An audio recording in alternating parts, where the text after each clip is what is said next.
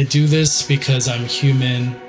I do this because I'm a brother. I do this because I'm a father. I do this because I'm a husband. And I do this because I'm Earl Sagewolf. And I highly encourage you to just step in. And if there's an inkling of emotion towards friendship or saying hi to that person you haven't said hi before, or I love you, or reaching out and doing this and that, just those little inklings of moments have brought me to here.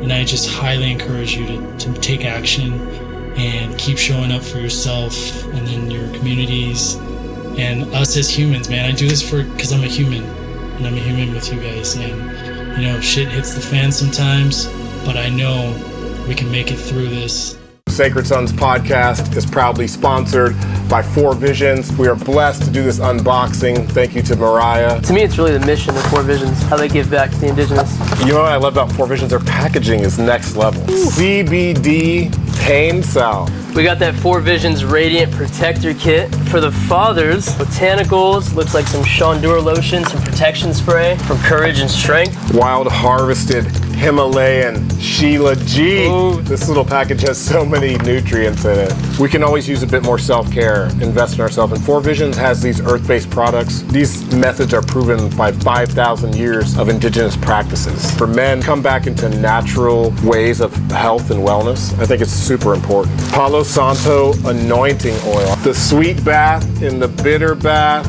All organic ingredients. Sweet basil, tulsi, rosemary, thyme, lavender. You know what I absolutely love about Four Visions is that they use 100% natural material for their clothing, so I feel safe and confident and happy wearing it. A portion of the proceeds of the merch goes to Magic Fund's Music Roots Recovery Project for indigenous youth in Putumayo, Colombia. And they're literally bringing the indigenous traditions back to the youth through the music, through the songs, and through the traditions. It's a beautiful place to invest in. Love the mission and how much they're giving back to these indigenous cultures in Colombia and South America. It really is the difference I think we need.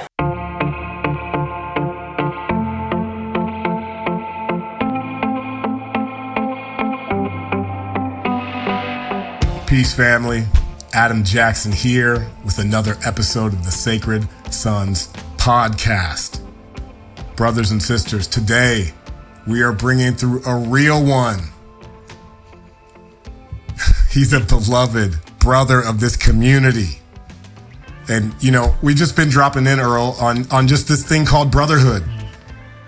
We've been a part of this. How long have you been a part of this brotherhood, Earl? Since 2019. Yeah. Since 2019, we've grown together. There have been more babies. One of the things that I really see in you, and I think what these men see in you, is that fatherhood, the presence of the father. You're a father of 5. I think that's probably, is that a record for Sacred Sons? I think I'm on the top right now. I got 4, so I'm coming after you. Right. No, I got 4 and I feel complete. You got 5. Complete. And let's get into it. Because today, our guest, Earl Sagewolf, he's got an 18-year career as a hairstylist. He's a teacher. He is also the founder of Crown and Sage, which makes personalized, dope custom hats.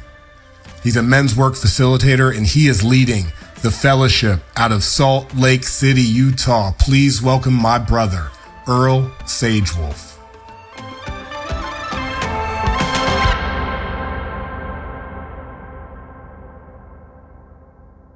Hello. Thank you for having me. It's an honor to be on the other side of the screen of you and just listening to, I'm pretty sure I've heard all the Sacred Sons podcast, and to be here right now, long time coming and honored. So thank you for having me. Yeah. And my hope in bringing you in today is really to learn more about you. Yeah. The human, the human, the essence of Earl, and maybe the essence in where the name Sage Wolf comes from. But before we get into all that, I want to invite us to take a big, deep breath in for ourselves.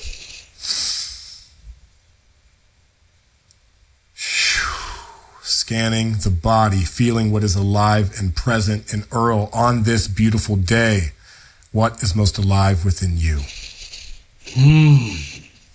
Most alive for me is the embodiment of change and the actual seeds that have been planted in my life and in the lives around me, and like enjoying these little buds that are popping up from the work, from showing up, from, laughing, giggling, crying, being out of alignment, jumping back into alignment. All of the things have brought me to this point of like, I feel embodied, into myself and who I am and how I show up as a father and husband, as a friend, as a brother. I feel pretty solid, man. And so that's what's coming up for me. Solid. Adam checking in. Today is the summer solstice. On this day, here we are. And so I am checking in with summer's heating up. And you know what happens with heat? All the bubbles come to the surface. All of the unresolved conversations, all of the shadows come into the light. A man once said, the shadows of our culture are coming into the light. I was that man once. and so it remains to be true. And so with that, I just want to say that I'm here for it. I'm here to hold the conversations. I'm here to have the hard conversations. I'm here for the transparency. So I'm checking in with summer's heating up. Things are coming to the surface and I'm solid, just like you, bro. I'm feeling solid in it. So thank you. And thank you, man. You mentioned friendship, and I really, as of late, I just feel you showing up as a friend to myself, but to many. And I appreciate that about you. And so I recently heard your sharing about how this work that you've done with Sacred Sons has kind of like opened you up. And I want to just dive right into your story, if you're cool with that. Yeah. Oh, so here's how I want to start. You were born in Southern California. Yeah, I was born in Hemet, and it's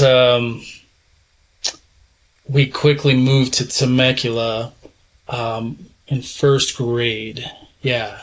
So a lot of this stuff stems from is coming up in this work. So I know for me, doing the carpet work with Michael Gay and you guys witnessing and holding was my first time being able to really be in that and express at the same time without just it being the story that I was telling myself. It was being expressed outwardly, and all the way to like Edward Dole being proctor of my wife. He literally turned into my wife for a second. I was, what the hell's going on?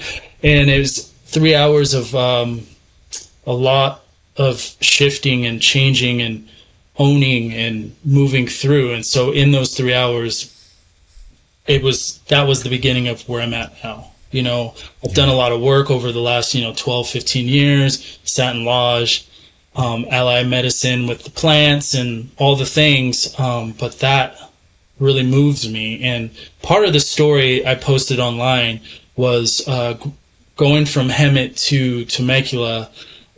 We were probably in the school, there was, I forgot how many, 4 families that were of color, and I was mixed. My family was mixed. My brother was white, my stepbrother, and then there was me and my sister. And yeah, it was tough, man, going into, I didn't know. I was going into first grade, First grade, I was just a kid. So I'm just like, we're moving. Well, I know that story too in my own life. I'm mixed. My father is black. My mother is white. Yeah. I grew up in Dayton, Ohio, but I was one of one. Yeah. That's what it felt like in our classes, but at recess, we grouped together naturally because we were getting bullied into like grouping together. And we're like, oh, we're going through the same thing. And so we essentially made this little brotherhood once I moved to Temecula. And the first time I ever knew what any of that stuff was, the names, the porch monkey, the N-word, and all that was there, And I was in first grade. And if you go back and read my post, it says a little bit about it, but also the energetics and how it felt was I was so much out of shock or not knowing. I came to my mother, after a while, it just kept happening. I just remember coming to my mom and I'm like, what's the N-word? What does that even mean? And she's like, where are you hearing this? And then it just unfolded, you know. I got to tell her all the things, coming home with the fat lip, and just fighting for who I was. And these kids obviously being taught that at home, bringing it to the playground. And so I had friends, London, you know, Linton, Chris, and Francis, and we were just friends, man. We played basketball together. The white dudes would come and kick us off the court. We would just naturally go together and play foursquare. And this is in the early 1990s. Yeah, right? early 90s. Isn't that funny? We have to even say that. Yeah. It feels like it was. Well, no, the reason I say that is because this is the time of the LA riots. This is the time of NWA. You know, this is the time of that energy also heating up. That was an important time because of that summer. Yeah, because of that, and after telling my mom the stories, and we would go after school to the principal, and it says in my story he ended up giving me my diploma, but he was the principal at the time, and he just thought I was a troubled child. I wasn't going to amount to anything, but my mom would always take me every time I come home with a story or a fat lip or a bruise, take me back to the school just to show up and say, hey, this is happening to my kid. This is happening to my kid. The yard duty ladies just would ignore it. It was just a weird time in my life. Didn't even know what was going on. And I was able to bring this to the light of the school district because my mom was like, just kept checking in, kept coming in every time something happened, bless her heart. And she was just my warrior mom, you know, and she'd step in to the point where something bad happened to France where he almost passed away just being beat up because of his color. And he was like my best friend at the time. And yeah, that's a long story, but he ended up, what's up? He ended up like, you know, recuperating and recovering, but never like went back to public school, all that stuff. But we ended up going to court from, I want to say like 3rd grade to like 10th grade, just trying to get the school district to see us. And his story was the main story that like kept it, but we kept like all the other guys, all the other families, including myself, were adding to his story. And so we were going to court and to fight this whole situation in Temecula, California. And it was, the reason why I'm saying this is because it led up to the Rodney King. It was around the same time, the Rodney King riots, and we're in Temecula, an hour and a half from LA. And so we're on the Channel 7 News. We were supposed to be on Oprah Winfrey because of this whole thing. But they didn't let us for other reasons. But another reason they told us they didn't want the riots to come down to Temecula because it was so potent and it was such a thing. And I remember, this is me not knowing what I was doing, but like being in that part, in the Channel 7 News, I somehow got a Malcolm X hat. And in the news, I was wearing the Malcolm X hat. I was like, with the X. Because the movie came out around then, too. Yeah, the Spike Lee movie X. All this stuff was happening. X hats are everywhere. Yeah, so I was wearing that. And yeah, man, it really shifted me and changed my trajectory going through high school and all the way up to like my life. I guess what I could say is it taught me the opposite of what I could have hated. A lot of people, I could have hated everybody, especially white folks. And it was kind of confusing because my brother was white and my mom was white. So, and then my dad was as dark as night, you know, it's just like, I'm confused. So it really taught me to go in deeper, like at a young age, to like really know what's my yes and my no, and like where am I going and my true north. And so I've always, you know, had that because of how rough it was in, you know, elementary school for me to middle school to high school.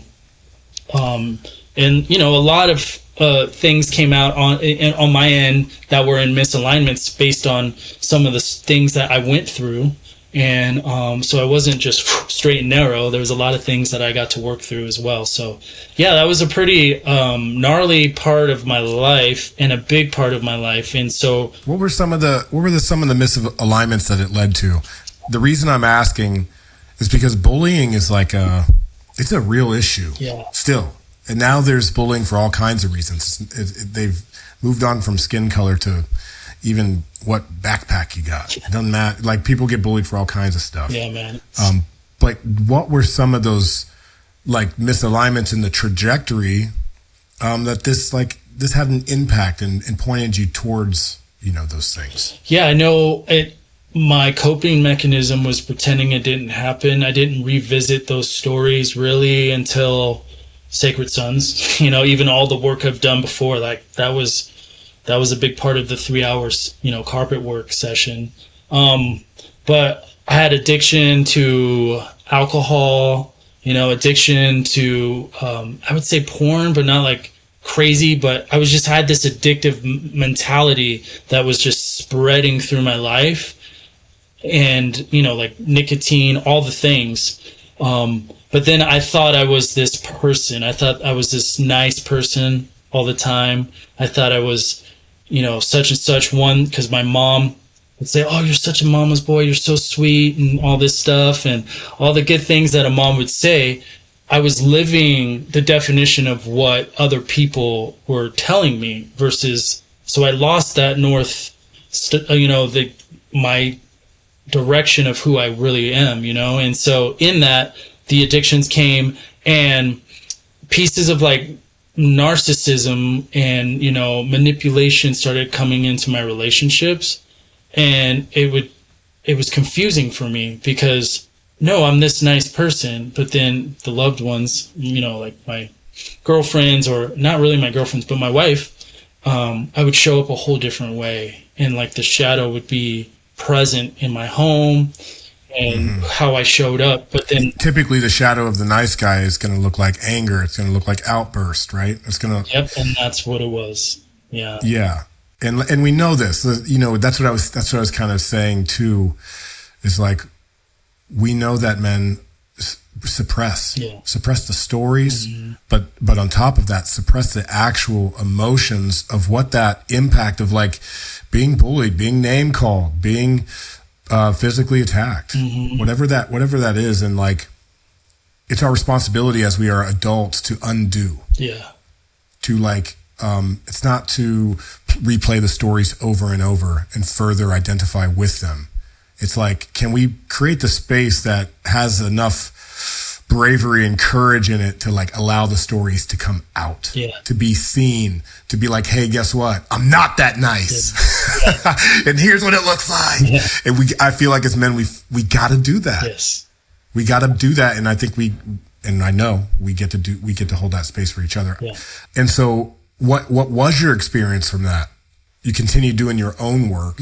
And so how does the change actually happen in your home, in your life, in your experience?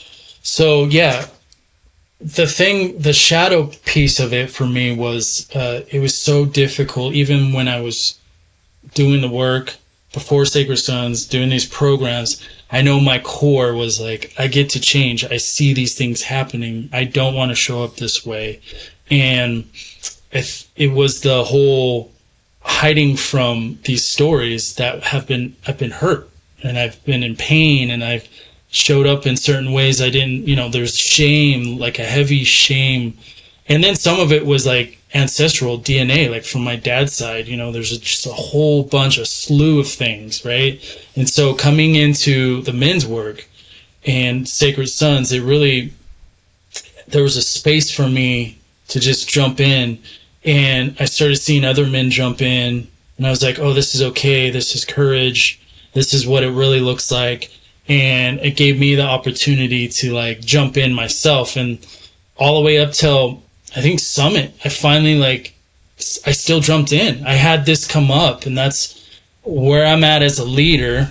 I know that I get to still look at these things. And I have to, right? And there was a moment in my road to leadership, and leading in my home first, and then myself, and all the things that I was just like in reserve and leading and holding space or witnessing or whatever you want to call it. And it's just been the last couple years where I'm like, if something's coming up, I'm doing it. I'm jumping in. Yes. I'm jumping in. And it was a father wound that was at Summit that I got to like step into. My brother Kale, Angelo, and Peter led it, and it was beautiful. I got raised up, and it's here, still present, and I get to still grow in that way. And so it just taught me a lot as a leader into this space, that there's still stuff there. But as I was showing up in my house, even from the first couple events with Sacred Sons, I definitely was not showing up. Like my beloved even was questioning, why am I going to these weekends? It just wasn't translating. I wasn't embodying it. And then it just kept getting better and better, but like it was still rough, right? And so, yeah, these moments of like still stepping in has been huge for me to embody and know that I'm still human. I'm going to mess up. I'm going to say the wrong thing. And how is my recovery game? How is my heart to come back to that person or to that situation and say, hey, that was me, and fully own it. And I'm misaligned in that. And how can we make this better? How can we move forward? And so that's where I'm at now. Like I said, I could have hate white people, black, like my beloved, she's just like, so when I first told her the story years ago, she's like, wow, like that's crazy that you're still like hanging out. Like I don't know what I would do, because it was so potent in details that I was telling her that she's like, I don't know how you like people, because it was really rough. So yeah. Well, you like people because your essence is to love. Yeah. And that's what I took away from your story. It's like what you're growing into is to simply be yourself and to love. Yeah. That was the last line, to be me and to love. Yeah. And so like, I think that journey is one maybe that you chose, that your soul chose. And that is your personal remembrance. Mm-hmm. Like the remembrance that you are human, and through your humanness, like that's how we get to connect. That's, you know what I mean? It's interesting. One thing you didn't say here is that all of this started because your mom was attempting to get away from your father. Yeah. Right. And so here you are, we're in the future, you're a father of 5, and you got mixed kids. Yeah. There's a lot we could talk about. We're probably 2 of the people that really go in on this, and we don't have to go so in, but listen, I got blonde babies, son. Dang. So weird. I'm not even saying that. I love my children through and through. There ain't nothing weird about it. Their mama's got blonde hair. What is it like for you in Salt Lake City of all places, Mormon country, to be a father to multilineal children, multicultural children? It's beautiful. And in our house, like, it's beautifully weird. And the weird, the weird. Becoming. Like we like saying weird as it's like a different term for our little kids to, our little ones to know authenticity. Like this another stepping stone for us to like reclaim the name weird and just say like, oh, that kid, that's weird in a good way, And so it's been weird in a good way, in a way of like, this is where I'm supposed to be. Another version of knowing that this is the step I'm taking. And in that is, I'm supposed to be in Utah. For the longest time, I didn't know why. I had a divorce here, and I was alone, and I slipped into dark depression and alcohol. And then through that, I found my love, Shaylee, right? And so it's supposed to be here. So I'm supposed to be here, made kids with her, made our tribe, and we're driving the spearhead of our tribe this way, right? Also with the brotherhood, it's a different look in Utah to like have these men gather up in fellowship in a different way than a lot of other circles that are happening throughout the world. And it's unique because I'm creating these spaces for these men to show up in everything they have. All of them is welcome in that space. So Utah, to me, I feel like I've turned off the awareness of like, oh, I'm in Utah, there's Mormons, there's this, there's that, there's a lot of people going this way and that way, to where I know that's my calling, is to be here with my family and to meet Shaylee and to bring this brotherhood to Utah and like be that peace in Utah. So I don't really have like this, you know, we get the stares and we get the, you know, when we go out as a couple, but I feel like we get the stares of like, whoa, they're unique. Or, wow, what do you guys do? Or, because if you think I have fashion, Shay has way more fashion than I do. And we met at a fashion show. So, like, it's just, and then our kids, you know, like, they just look at us in that way. So I feel like we skip the whole, like, oh, they're not Mormon, or that's a mixed family. At least I don't feel that energy out here. Yeah, I love that you're saying that. And I'm in San Diego, California with my family, looking cool. And my children are so beautiful, just so unique, each of them.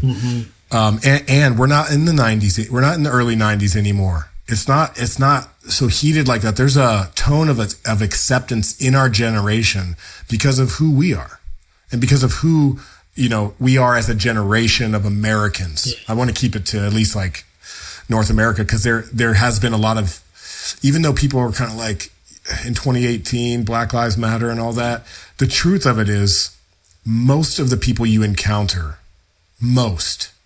right, have found acceptance in their heart and have transcended the labels. It doesn't mean that institutionalized oppression is not still a thing. I'm not saying that. I'm just saying if you get eye to eye with another human and heart to heart and you share your stories, most of us are going to get down just okay. You know what I'm saying? We're just fine. And that's a reality I want to put to people, because it's like we don't have to be so against. We don't have to be standing anti anything. We got to be for life and for humanity. And I love how you share about your wife, Shaylee. You know, is there anything you would want to say about her as a mother of 5, you know, and as your queen? Oh, yeah. The space is hers. Man, I don't know, the whole mirror thing and this, she's leading me. I don't have words for how much she's taken who she is and authentically just said no and said, you're going this way, and saw me before I was even aware of who I am. And in these moments, I'm just like, I don't know how to phrase the gratitude for just our divine union and what we've created in, you know, our magic outside of the kids. Just our relation has been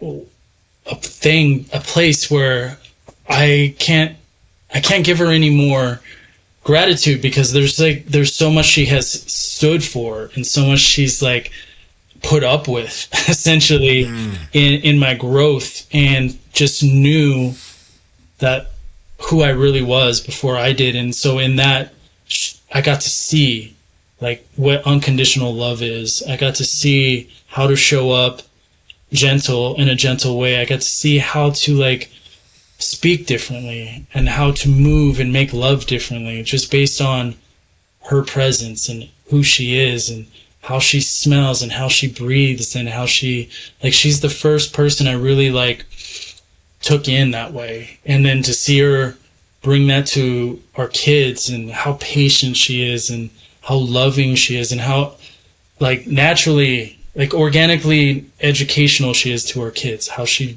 really breaks down things in a gentle way, versus my understanding of like, no, that's how it works. This is what, you know, like she's very soft in that way and very loving, even when it's hard or there's some wrongdoing to her. Like if I don't show up the way I know I could, she is quick to let me know, but in a way that's harsh to hear sometimes, but loving, you know. And so she's taught me how to hold that fatherhood piece that I didn't learn from my father, not in a different way, to have that patience to lead my kids as a father. And it's just been amazing. I don't know. Yeah, she's just so beautiful. I want to ask one more thing, and I want to get into, I want to know how you got into, cutting hair and being an artist and all of those things. But before I go out, what is the most challenging aspect of being a father to 5, of showing up for your family, of 6, and beyond? There's a few, Yeah, it's mostly challenge. It's mostly challenge. It's like a bunch of, it's so much love too at the same time. But the reason I'm asking for the challenge is because it's helpful to share our stories. Yeah. Mine is time management and spending that individual time with each one. And we do that, and I would love to be more potent with those spaces. And patience to understand their age and their development, and always educating myself where they're at in their 5 and the 3-year-old and the 8-year-old and the 17 and 18-year-olds, like just understanding where they're at. And it gives me a peace of mind. It does help my patients when I'm like, oh, that's where they're at. So that turns into not a challenge, but the challenge is when it first hits. It's like, I don't have the patience. Or loud noises. For me, it's when it's like boom, boom, boom, boom, boom, like, and that's the patience of Shay too. She's able to see that in me and say, hey, go outside. And because that's a real thing for me, is when it's just very loud. It's hard. My brain just goes everywhere sometimes, and so and it's they're being in their purest essence of their age and kids, and so I don't say anything. It's just hard to think sometimes. So those are the most challenging, and bedtime. So those are and bed bath book time. That's bath bed. That's all those things. That's that time. Yeah, that's interesting. The loud noises. I am such a loud person, anyways. That for me, it's not the loud. For me, it's the mess. Cleaning up other people's mess, and specifically cleaning up that toddler mess energy. It's so funny. One of my sons, Johan, who's 2, he'll put everything back exactly where it was. He's just tuned. Nobody even asked him. Holland, this fool will be like, he'll throw clothes off. He's throwing your stuff. He's throwing my crystals around, and just like no regard for anything at all. And then we'll have the audacity to come to me like, hey, where are my sunglasses? I'm like, bro, I don't know. You spread your stuff all over the yard. Go look. But he's 4, and it's also adorable. But and that shows up in my adult life. I am not here, I'm not tuned to cleaning up other people's messes. I'm encouraging us all to tend to our fires, tend to our gardens, tend to the aspects of our lives that get messy, because it's nobody else's responsibility but our own, right? And so with the kids, that does teach me patience. It does teach me compassion and empathy, because at the end of the day, or at the beginning of the morning, like this morning at 6 a.m., I'm picking up stuff and just putting it away. It's a practice, though. It is, really, truly. Mm-hmm. And I feel like Johan and River are going to get along so well. It's going to be fun. Yeah. And we spoke about that, the importance for you and I. We've been doing this dance since 2019 to get our families together, to make sure the wives meet, to make sure the kids get the chance to play. And I know one kid's going to steal something for the other, and they're going to cry, and we're going to be there to be like, yes, I know this. Yeah. What a beautiful place to be in that, though, because it's rare to be in that kind of container or space. Like you go to the playground or a sandbox, and it's just like the other mom just automatically, from my experience, the parents kind of like, oh, your kid's a little wild, But like to be in a container, in a place where we have been there and understand that, like, we are allowing them to be in their purest essence as much as we can. And that's how we live in our house. But then, going elsewhere and other people's like barbecues, and it's just hard to explain in the moment that my kid is just running around knocking everything off the table. And it's not because of our parenting or, anything. It's River is a true River, calm at times and rough sometimes, So yes, it's definitely, I'm excited to like be in the presence of other parents. Yeah. And we're when we're talking about is Convergence 9 Remembrance, we're going to be bringing our kids into the wild with us. We get to go to the wild places of the desert, of the jungle, of the forest, the mountains. And this time we're going where the forest meets the ocean. Yeah. Olympic Peninsula, Washington. It is a wild place. It's also a young spirited place. So there's a, just so you know, there's a little private beach where our kids could be swimming. Nice. We're going to have some kids programming so the men and women can get down and do the work together. It's special, and it's special to be able to do that in a wild place. We're gonna exit the square world, and we're gonna come back to the circle. Yeah. And I know that there's a part of me that longs for village. I think it's a part of why I do what I do. Yeah, same. And it longs for tribe, just like at that human level. What would that be like? I haven't even tasted it in this lifetime, right? And so we do these weekends. We get a taste of it. And what I know is, when we come out of the square world, somehow the children, they understand that wild place much better than we do. And then all of a sudden, like the digging in the dirt and the mud and the getting in the water, it all makes sense and matches energy, like for like. Mm-hmm. I love that. I've taken my family out to places in those spaces. I just know the brotherhood so much more. And I remember taking my son. He was on the cusp of like being too cool, turning into a teenager, and he was digging his heels into this camping venture we wanted to go to with like-minded individuals. And as soon as he got there, he wanted to make it a yearly thing. He was in the dirt. He was like, he went back to self, and it was so amazing to watch. Like, because it was hard to bring him. Let's like, come on, let's go. We're going to have fun. You're going to love this. And digging his heels, right? And then as soon as we got there, he's the one that like absorbed the most, which was beautiful. And it reminded us to stay dirty, to play, and to get into, the nature part of what we were doing that weekend. And it was him that, reminded at least me to stay in that space. So yeah, the kids are always there, man. They're already there. And it's beautiful, even when they're teenagers, That's cool. What's your oldest? 18. He just graduated high school. Wow. Yeah, it's crazy. You got a high school graduate under your belt? Yep. That just happened. All right, so I'm staying with the dad thing. Listen, you got so much experience. I got to know. Yeah. What's been a bigger challenge and opportunity, because they come hand in hand, with teenage boys from the perspective of the father? Yeah.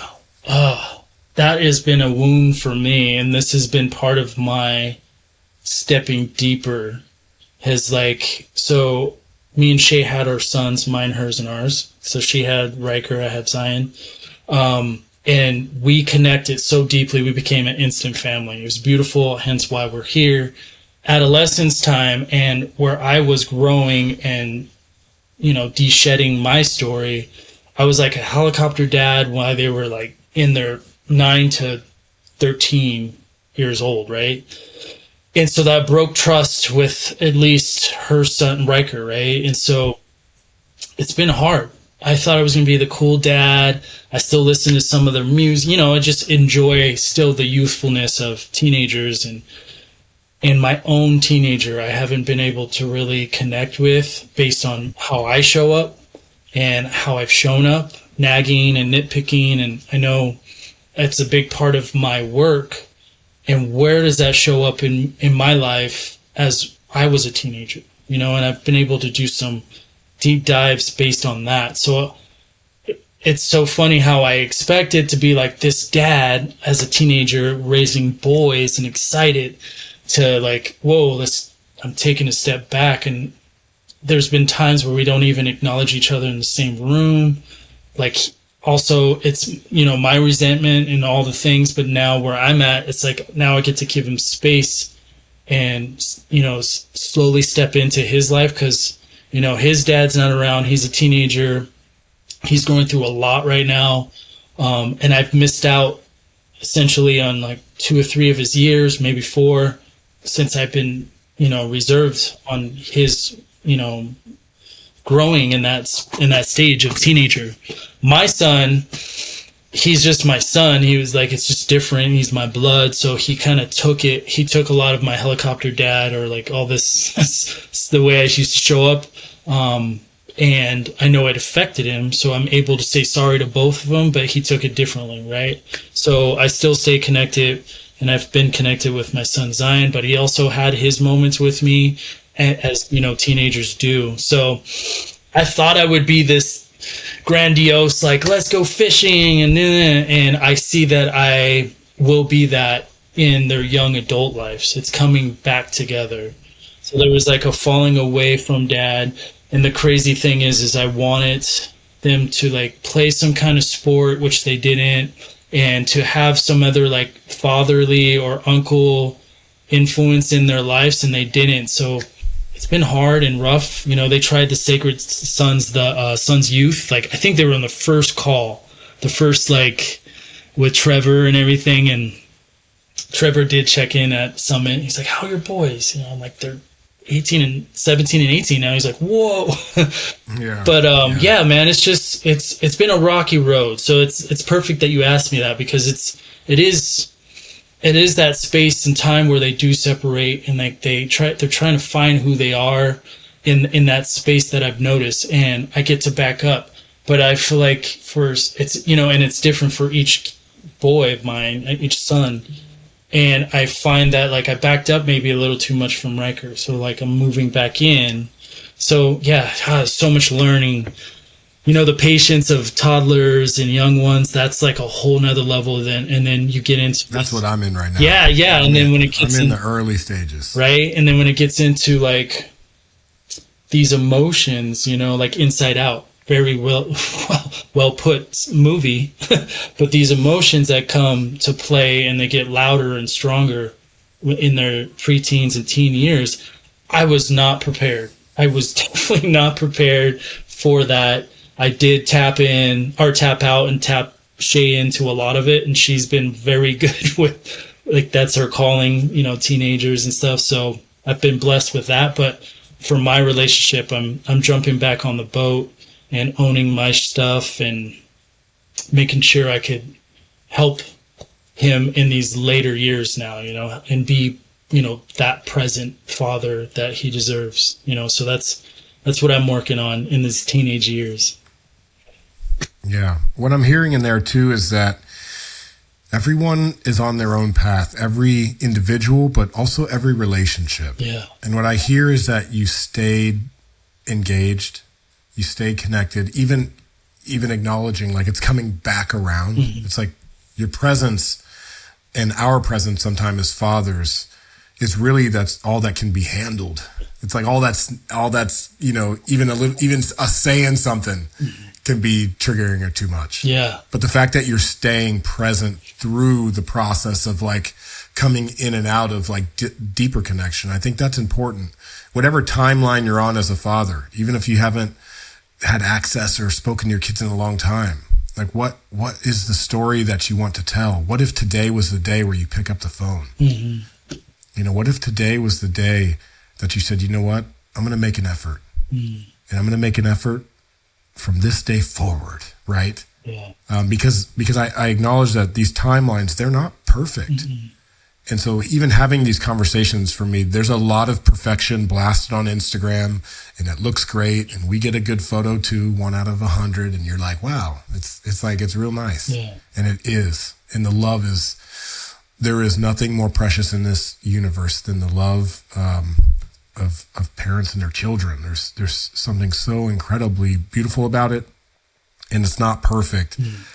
And I think a lot of people have this misconception of all these influencers living perfect lives. Yeah. And so we get to talk about it in this real way to demystify. Yeah. It's important. It is important. All right. So you're also an artist, coming back to you, the man, the human. You're a Renaissance man. You got you got some skills. I've seen you with the scissors, giving wild haircuts and weird haircuts. Yep. Wild and weird haircuts and dope haircuts. What brought you into the artistry of that?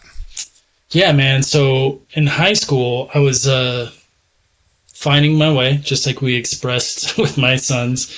and I played basketball, football, and ran track. And I was on track to being this basketball hero, hometown Temecula hero, to play possibly in the league. Wow. Like, I was very much into basketball, and it was my life for those years. And, making the newspaper clips and being that guy. My senior year turned a little different based on events, even with my dad. There's a lot of things that's a whole nother podcast. And, Yeah. But yeah, so it ended up being a thing where I was like, I just don't know if this is what I want to do. I had colleges kind of like poking and saying, hey, we would like you to come through and check us out. And so I was just like 17-year-old, just not knowing where to go and what to do. But I knew I loved music, I loved art, and I loved, anything that was creative in those realms. Yeah. But I was like hanging out with the basketballers, the black people, and just thinking and I was hiding a lot of that in high school.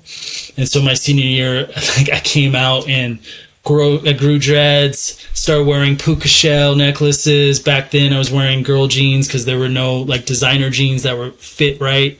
It's all about Jinkos. Where did you get your girl jeans? Did you go to H&M? Or were we talking? So H&M wasn't even around. That wasn't even a thing. It wasn't. It was like, you were wearing girl jeans before dudes were wearing girl jeans. Yeah, it was like Forever 21. It was like, oh man, it was terrible.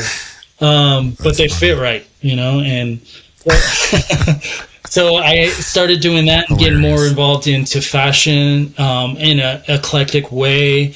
Lenny Kravitz was like my go-to. I'd look at his post or wherever I would see something and say, I want that jacket, go buy the jacket. I want that shirt. And so I just started cultivating myself and fell away from basketball. That made mine and my dad's relationship fall away. There's a lot of questions, and then I just wasn't. I graduated, stopped playing basketball, I graduated, and then I went into fashion school and found out quickly after 2 semesters. At that time, I wasn't into sewing, pattern making, or costume design. It was just very flamboyant for me. I just liked fashion. And so I found quickly that wasn't my thing. And then I would go get my dreads tightened at this place called Bedheads in California, Temecula. And she just we just had this relationship. And in this relationship, she just was like, you'd be so good in this industry. And I'm like, And so at the time I needed a job, so I ended up being the front desk and picking up, the reservations and putting down the schedules, sweeping hair, folding towels. Little did I know I was training for my career. And she ended up seeing the potential so much, she, paid for my schooling in hair and saw where I was. And she was just so into oh, you got this.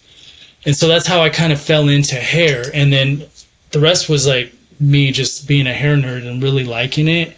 And so taking course after course, learning how to be a presenter. And now, 18 years later, actually tomorrow I leave to Vegas, one of my last hair shows. And I go like this because I still want to be on stage. I want to be a keynote speaker. I want to be doing those things, but just not with hair. But I'm going to be on stage with hair in Vegas with my team. And it's my last hurrah. So 18 years in the making, there's a lot of stories. And retiring from the game? Yeah, you hanging the scissors up? Is that what I'm hearing? Yeah, I'm retiring from the game. I've been able to travel and teach, meet amazing people. And because of meeting amazing people and this work, I've taken on doing this work for a living. So I have I'm putting together a lot of opportunities and programs and stuff, putting men's groups together out here in Utah. I do one-on-one coaching, group coaching, and it's been a transition that's teaching me a lot, and it's beautiful, and it's teaching me the grieving pieces of life are the essence of my happiness. And so grieving and taking the time to grieve, not being a hairstylist on the stage and doing all the things, and has been beautiful, and I'm surging into this coaching world and this mentorship world and this men's facilitator world, and also creating these hats into crowns, and just creating these things that I truly know that this is who I am now and what I want to offer. So it's been a long road, but it's a beautiful one.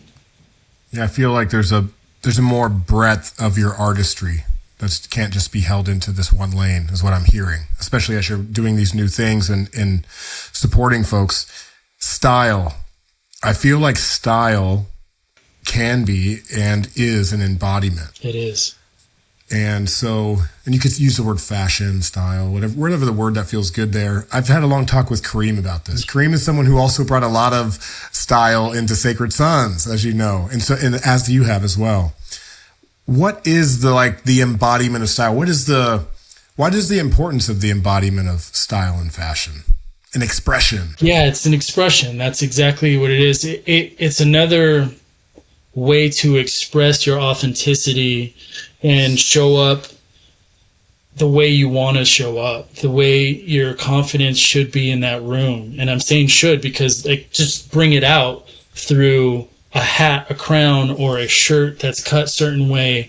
And those are the things that we visit when I'm helping brothers step into their authenticity and, just owning who they are. And it doesn't look like mine. It doesn't look like yours. It looks like theirs. And just fine-tuning ways to find that for them as well I love seeing it kind of flourish into, and especially into who they are. And then the more confidence that comes in, the more alignment they are and who they are, you see they change into so for instance, I'll just use from participant in Sacred Sons to a leader to, wherever at, you have more eyes. I tell them you have more eyes looking at you. You have more people looking at you and wanting to know you. And so how are you going to express that now that you're at this level? There's certain levels to it. And it's not a surface thing because I wore this because I knew in this shirt because I knew I was going to be and I wanted to represent a certain thing. And when I'm sick, I'm wearing sweats and I don't care what I look like. So a lot of times we wear what we feel too.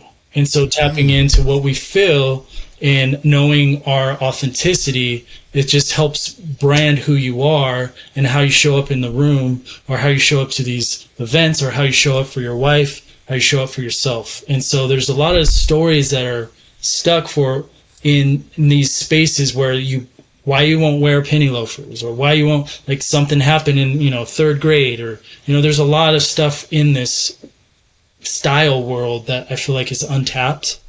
Yeah. Well, why do you go along with the masses and everything is plaid? You get what I'm saying, when in my engineering world, bros is wearing plaid button up every day, and that's just the uniform for that particular group, right? Yeah. And I think it's important here, expression in the form of fashion, even militaries have fashion to the uniforms. These things send messages.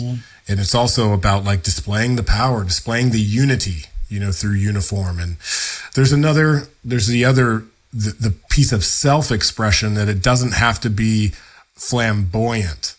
Cause I love too when a bro's yo, I just wear the same thing every day and it looks like this, but this is me. You know what I mean? And there's a lot of cool things to take from it's there. Because you take them, for instance, I had a brother and I did a 6-week thing on his, stepping into his fashion. And he just wears a t-shirt and jeans. And it's how you wear what shoes with what jeans. Are they wrinkled or, there's that piece of it. But also there's the piece of if you just wear a shirt and jeans, you feel confident in it. Who cares what you're wearing? Ultimately, it's not what you're wearing. It's how you show up. And a lot of things, if I'm wearing certain things, it just doesn't make me feel that way or feel important or feel unified or feel all those things, right? So at the end of the day, it's we're attracted to how you're showing up, and what you're wearing could help you get to that space. Yeah. Yeah. I wonder why the suit and tie has evolved to become the uniform of the businessman. It's part of the agenda. Just kidding. No, I'm kind of going there, but it's interesting that there is somewhat of a suppression of individuality. Yep, that's right. To be considered successful. It doesn't happen with the musicians and the athletes as much anymore, but I remember an NBA where you couldn't have a tattoo. I remember the NFL before there was a dreadlock popping out of a helmet. Mm-hmm. You know what I'm saying? Like the individuality of this generation has also expressed, at least in American culture. In other places, it's very heavily suppressed. And so I feel fortunate in my life experience, you know, to have the freedom in America to be able to express myself pretty much however I want. Yeah, me too. That is something that, you know, a lot of people aren't afforded. It's important to acknowledge some of the things that we have, and we just take them for granted. And you mentioned if you're sick, go into sweatpants. What has happened to Americans where like, all I see if you go out is people just wearing sweatpants and slippers and baggy clothes. The Jinkos are back. Yeah, man, that's a whole.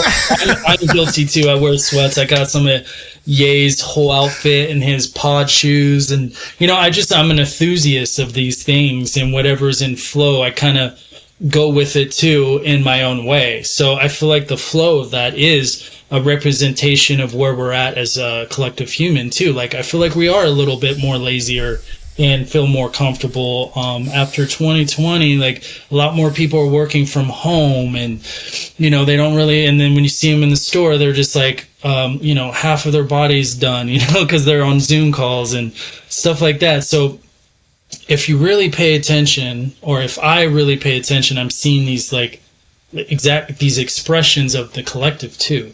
Kind of like what you were saying, why is that suit and tie with the business? There's a collective energetics on how we express and put on these clothes. And what we make it mean. Yeah, exactly. So the sweats to me feel like you're either hella comfortable and just ready to just do whatever you got to do and being comfortable, or you know, the other side of it is lazy or just like don't want to get ready. I feel like if you do sweats in a way that is fashionable, like I do, I feel like it doesn't look like you're ready for anything, and it's fashionable. So there's certain ways you could do these looks as well to express like how you want to show up as well. So yeah. I've not really gone too deep on this on Sacred Sons podcast, but it's a part of it. It's like how we present, how we show up is kind of what we're always talking about. We're typically talking about it in terms of like mind, body, and spirit, right? Yep. And how we dress that up, mm-hmm. how we walk with ourselves, and I'm curious about your dreadlock journey. How long did it last? It was so I had 2 sets. The first set was like my first, like, and that lasted like 5 years, and I was like, oh, I can't do it anymore. You know, you get those moments. And then the other set, I grew them to about here and then added some since I was in hair. And so that one was more, there was a little lifestyle to it, but it was more, I was starting to become on stage and I wanted that look to have longer dreads versus, because I feel like sometimes you're just like, yeah, it's cool. You're in that in between for a long time. Yeah. I've been on the journey since I was 15, so I'm going to be 44, however long that is. It's not to be like that even for me. My thing as a teenager and as a mixed kid in Ohio was like, I'm going to be me everywhere I go. It doesn't come off. Yeah. Natty dread the whole way. And it was important for me to be able to like own that. And I've had dreadlocks when it wasn't cool, then it was cool, and then it wasn't cool again. And now it seems to be cool. You know what I'm saying? It's not about that. Yeah. Because there's been lots of times where it's like, it's not cool in places, in situations. And a part of the resilience in my soul is because I always choose to show up as myself. And so that is a part of like, it can be part of the dread journey. It doesn't come off. You can't take my connection to source away from me because that's how I show up everywhere. And there's a part of me that like, I really value that in the journey that I've had. It's different for everybody. Yeah. Not everybody needs to grow dreads or anything like that, but it's a spiritual path. Yeah. As there are many, even, you know, like there's many paths to choose.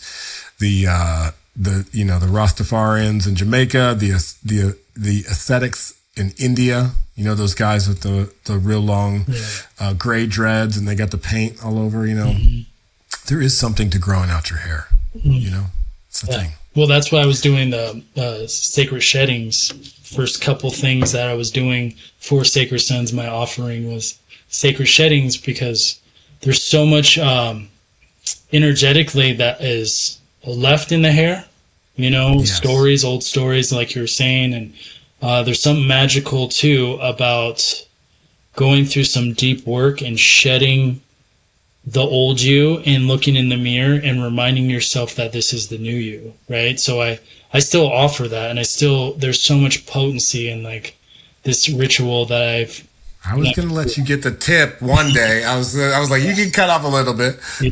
No, I think that's important. I do that too in my life. If I didn't, my hair would be down the street right now. Yeah. But I went 10 years, and then I had my first kind of like shedding where I cut it up 6 inches or something. And I kind of make a ritual out of it every few years. I encourage that. Totally. Yeah. I mean, what have you seen with the bros in the sacred sheddings? And I've seen tears. I've been able, like me and Kale, I did a ritual. He waited. He was telling me I remember he grew his hair out long for like the last 3-4 years. Yeah. And then he was like, he waited on his haircut because he was going to do it, I think 2 months prior to Utah Prime 2 years ago. And he knew that I was coming, and he hit me up. He's like, yo. And then he was telling me in the chair that his lady was saying, why don't you just go to the barbershop? And he's like, no, I'm going to Earl. Because it's like this ritual behind it. And we stayed up till like 2 or 3 talking, So I've seen like there was more bonding. There's more one-on-one. Like I offered it at C7. And some of the brothers I wanted to like connect with, I would say, hey, come sit in my chair. And so it wasn't like I wanted anything from them. It was because that's how I connect. There were so many bros out there that I'm like, I want to connect with you. And the only time I think I can right now is if you sit in my chair. So there's that. And then, the tears and like I could almost feel and see the old, falling onto the ground. And then I encouraged them to take the old, put it into the earth, put it into the water, put it into the fire, or let the air take it, and I encourage, and we do ceremony behind it, but it's just a beautiful thing. The last one, it was Utah EMX, and the way it was set up was we had the ritual combat, the circle, and then I was sitting outside of the circle cutting the bros up and doing the ritual. It was like boom, boom. It was really cool. Jason was like, let's just do it like this. Yeah. And one of the dudes from Utah, I still stay connected with him. I cut his hair and he was like kind of tearing up. And then he went back in the circle like a new man. He even rose his hand. He went in to fight, and he was just like such a different person. And his energy from that, like when he came and sat in my chair, was like in that. And then like I gave him the mirror, and he's like, holy smokes. And he went in, chose to like face his fears. And then like the whole energy of the circle was like, whoa, we see you. And like he was showing up. So it's very small sometimes, or it's connection, there's tears, there's shedding, or there's something really big that happens in that moment too. So I've seen a lot. It's been beautiful. That's cool, man. The thing about you, Earl, is you have the whole time you've carved your own path within our community. Yeah. You're an original. Yeah. As we all are. And you're an exceptional original. And that's what I see. And it's like, dang, I look over at C7 and like, oh, dang, Earl's over there cutting hair and doing the sacred sheddings. And then you're bringing the hats through and all of these things that are they're just very original. Yeah. It's special. It's special. And I honor you in that, in your weird, bro, in your sacred weird that you claim, that you own. I think that's kind of what I'm taking away from our conversation is you own that. Yeah, be weird. Oh, man. Cool. Well, you have, let's see, you got Immersion, Salt Lake City, Utah coming up. What you got coming up with the fellowship? If brothers and sisters would like to reach out to you, where can they find you? Yeah, so the fellowship is once a month. Fellas are going to circle up, but then we're going to bring our families and play. So we'll just enjoy the summer and be outside. I do have September. I have Man of Men, a 90-day reset. I'm in the middle of it with 9 bros, and it's amazing. We're checking in every day. We are holding these mental, spiritual, and physical pillars together, and just resetting ourselves in these 90 days. My 18-year-old son's in it. It's been amazing to see that. He's in the fellowship. Fellowship, man. And so really, it really is. It's big, man. It's like full circle to see my son check in on these calls. Like, wow, it's crazy. So I have that coming, and then July 6th and 7th, Sacred Sons Emergence in Salt Lake City is popping off. Yeah, man, if you want to reach out to me right now, I'm in the middle of working all the websites and the pages and stuff, but Earl Sagewolf on Instagram is where I could connect. You could DM with me or just want to chat, hang out. Also the fellowship I have an Instagram of the fellowship. Yeah, and then I have some more offerings if you want to check that out.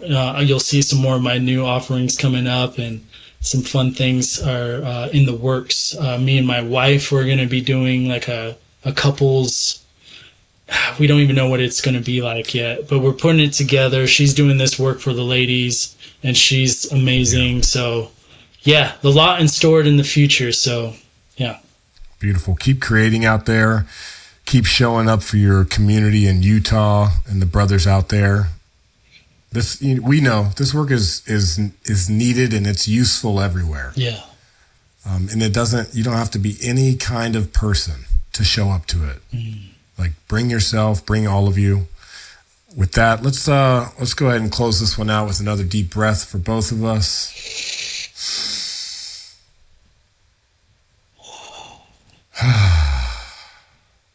Earl, it's been a good walk thus far. With that, is there any final message, prayer, poem, rap, song, anything that you would like to leave with the brothers and sisters who are listening? Yeah, man. I do this because I'm human. I do this because I'm a brother. I do this because I'm a father. I do this because I'm a husband. And I do this because I'm Earl Sagewolf. And I highly encourage you to just step in. And if there's an inkling of emotion towards friendship, or saying hi to that person you haven't said hi before, or I love you, or reaching out and doing this and that, just those little inklings of moments have brought me to here. And I just highly encourage you to take action and keep showing up for yourself and then your communities and us as humans, man. I do this because I'm a human, and I'm a human with you guys. And, shit hits the fan sometimes. But I know we can make it through this if we just go back to heart and not story. And that's how I like to move. So with that, I'm out and I'm always in. Back to heart, come out of the story. Back to heart, come out of the story. Come back to the heart, come out of the story. That is, in a crystallized version, that's what it is. It is. Come back to the heart. All right, with that, fellowship, Earl Sagewolf, Adam Jackson, Sacred Sons, Brotherhood is the medicine. Come get some. We're out, family. Like, peace.